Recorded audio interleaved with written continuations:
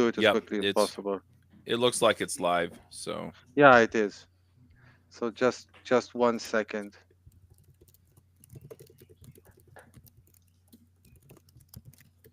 Just a second. yeah, and I'll make sure I need to write that down. I'll make sure to ask and see if there's a way to change the title in X and YouTube.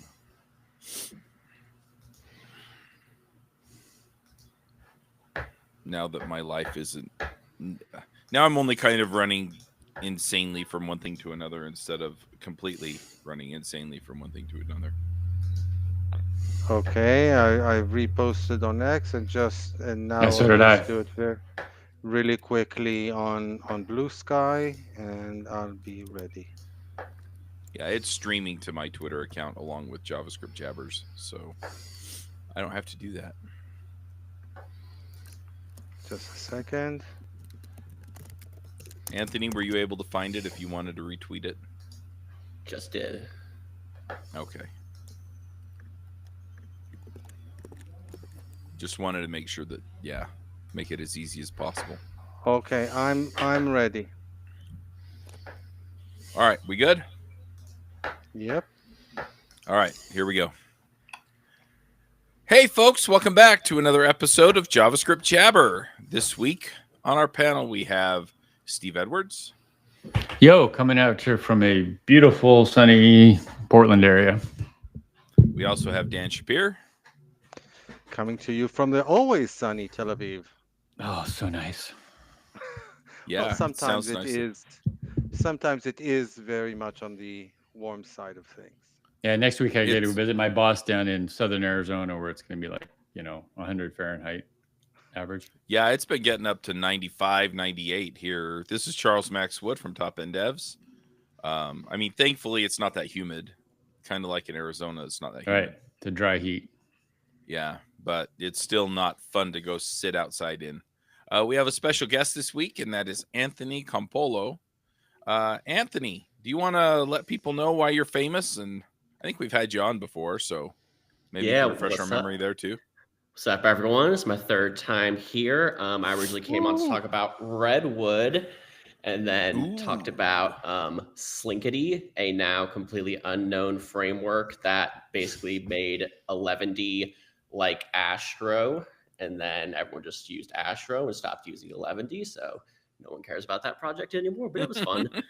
And now I am building an AI app that I kind of vibe coded, maybe depending on how we define that term. So yeah, we're gonna be talking about that, and yeah, super excited to be back and to chat with you all.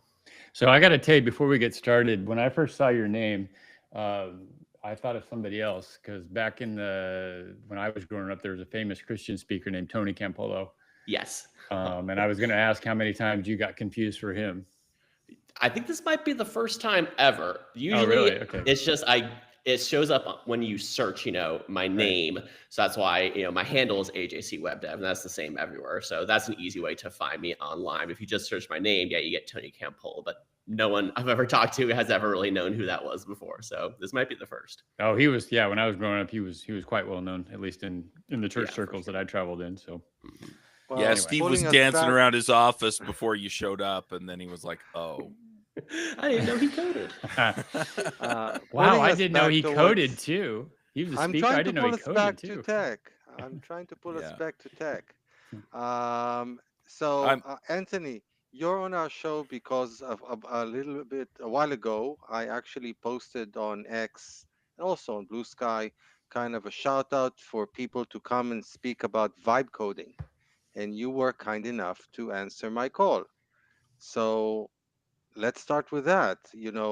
What is vibe coding? Yeah, I love this term because it's one of those examples where the term came around and I felt like it defined something I was already doing. So it gave me the ability to explain to people more easily because this term already existed that I can kind of point to. So the term itself was invented by Andre Karpathy, who's an extremely well-known researcher in AI. He's worked with a lot of the big companies.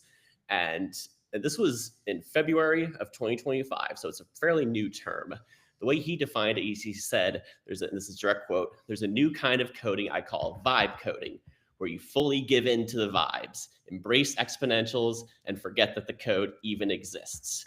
He then kind of goes on and gives an example. I asked for the dumbest thing, like decrease the padding on the sidebar by half, because I'm too lazy to find out specifically how to do it, by like looking it up and having to apply it to your project. So for me, the most important thing is that you do the majority of your workflow through the interface of an LLM by telling it what you want your project to do or how you want your code to change, and then having it write the code.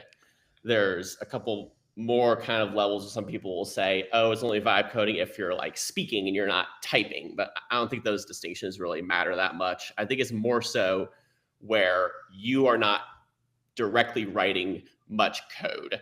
The few times you would be if it writes you some code and it has some sort of error you have to fix. You can either do it yourself if you know how, or you can feed the error back to the LLM and have it then try and fix it with new code, which would be kind of a fully iterative vibe coding cycle. So that's probably how I would define it. I first started coding like this, I think around the middle of 2023 is when I first tried doing this, and I've been doing it for a while. And back then, you still had a lot of skepticism around LLMs, especially from a lot of senior devs. They would say it hallucinates a lot, it writes buggy code, it writes insecure code, no one should ever depend on an LLM for their code. That's obviously changed a lot. People are more open to this idea now. So be curious how you guys see the term. Well, as somebody who likes to know the details and the underlying code and know how everything works behind the scenes, that makes me cringe just thinking about it.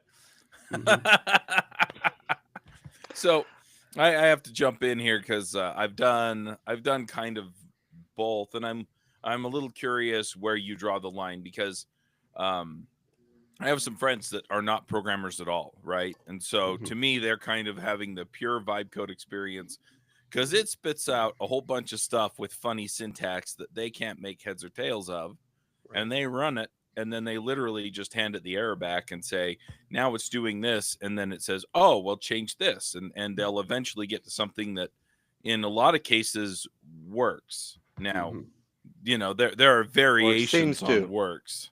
Yeah, or seems to work.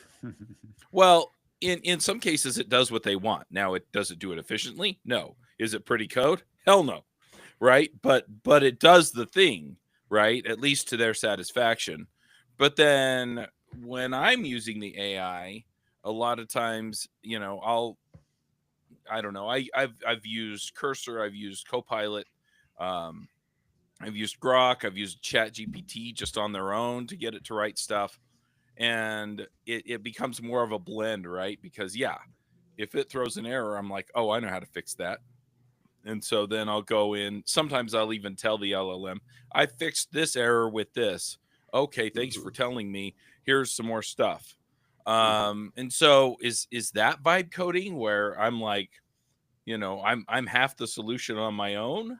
Or I don't know. That's kind of what I'm wondering, because, if you have a competent programmer that can, shortcut a lot of the feedback on it, and just make it run or quickly clean stuff up, is that vibe coding or is that not vibe coding? I would think it's more vibe coding than not vibe coding. To me, the more important thing is, did you start by prompting an LLM to give you the initial code? That to me is really kind of the important thing. What you do after that to try and fix the error, whether you're doing it yourself or you're having the LLM do it, I think that has more to do with kind of experience levels and just what's going to be more efficient and faster for you. But for me, the bigger thing is that the majority of the code is being written by the LLM. Gotcha. By the way, taking it from the other direction, if let's say it was 10 years ago and you had a product manager or a UX specialist sitting alongside the developer and telling them what to do, would that have been considered vibe coding? From the perspective of the PM or whoever, it's a similar thing, and this is one of the things that makes LLMs such a huge deal for not just developers, but really for non-developers also. I want to also just throw in one more thing real quick. To make this actually work, you have to do a couple things. You have to have some sort of iterative way of actually testing the code, preferably with written tests, or just some sort of flow where you go click through a couple boxes and make sure it works. Because if you don't have that, or if you're trying to change a bunch of code that changes too many things that you can't test efficiently, then you're just kind of trusting the LLM. And that's the thing that you don't want to do. Going back to what Steve said, you do still want to have some sort of guarantee that your code is doing what you want to do. So you could have it start by vibe coding you some tests that you will then run after it gives you the new code. That's like a really, really, really important thing that doesn't always get brought up. I want to Yeah, jump I in on was- this too, because Yeah. people get worried about, is it going to hallucinate in the same way on the tests? It's a different prompt, and so it probably won't. But yeah, anyway. Oh, it will hallucinate, but it would be different hallucinations. And if Right. you get incompatibilities between the two, at least you know that you have at least one problem, potentially two. Right. Yeah, so you have to make sure the test corresponds to what you actually want the application to do. So at some But point you have to how- actually do it and then run a test and make sure they go with each other and it is working the way you think it should. So how do you test these sort of things? Let's say, like, what am I writing? A test script, some code for Playwright? What am I creating in this test script? It depends what you're writing. The way I first started doing this and what I found was a really good, efficient way to do it was by building CLIs. So for me, I started with using Commander.js, and I was trying to create a flow that would download a video, extract the audio, run transcription, add a prompt to the transcript, feed that to an LLM, and then get a response back to do things like generating show notes or chapter titles for podcasts and things like that. And so I would have a command that I would want it to be able to execute to do a thing. I would have it write the code. I would then run the command, and the command would do what I want or it wouldn't. So I was kind of treating the command itself as the test. And then that would always then give me logs based on how the command went, which would include the errors. And I wouldn't necessarily have to write a standard test file to test it, because the command itself would be the test. Obviously, that doesn't work with front ends or back ends in the same way. So then you need to write more traditional tests. I would eschew things like unit tests, because your code's going to be changing so fast. Your unit tests will need to change too.